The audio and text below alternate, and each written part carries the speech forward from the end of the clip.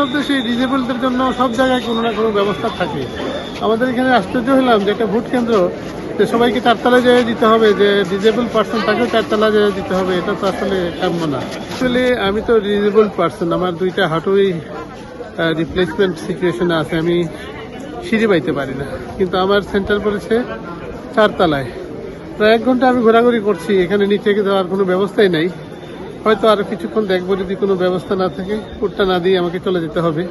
তবে দীর্ঘদিন পরে অনেক আশা করে এসেছিলাম ভোট দেওয়ার জন্য, আল্লাহ জানে দিতে পারবো কিনা। আমি ওয়েট করতেছি যে কোনো ব্যবস্থা পাওয়া যায় কিনা, বাট রেসপন্সিবল কাউকে পায়নি কথা বলার জন্য। সব দেশে ডিজেবলদের জন্য সব জায়গায় কোনো না কোনো ব্যবস্থা থাকে।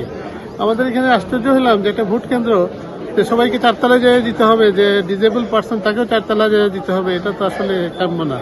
এটা খুব দুঃখজনক। আমার মনে হয় সরকার ডিজেবলদের জন্য একটা কিছু করবেন সব ব্যাপারে। এই জায়গাটিতে কোনো কর্মকর্তার সাথে কথা হয়েছিল কিনা? আমি দু একজনের সাথে কথা বলছি, ওনারা কে আমি জানি না, কিন্তু সবাই বলতেছে না আপনাকে চারতলায় যেতে হবে।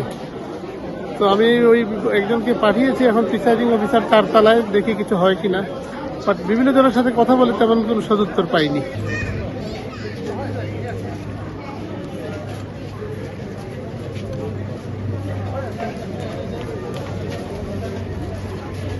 আমি মনে করি যে এখানে এখন যারা ব্যবস্থাপনায় আছে ওনাদের এখানে কোনো করার কিছু নাই।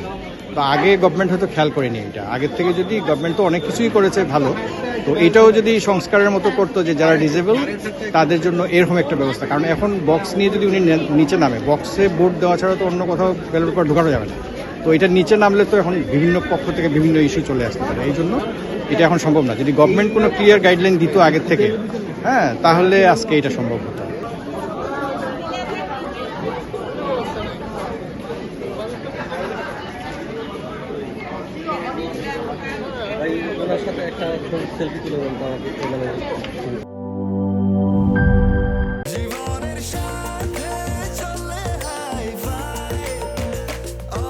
স্বাস্থ্যকর অল টাইম, সব সময় অল টাইম হেলদি লাইফ।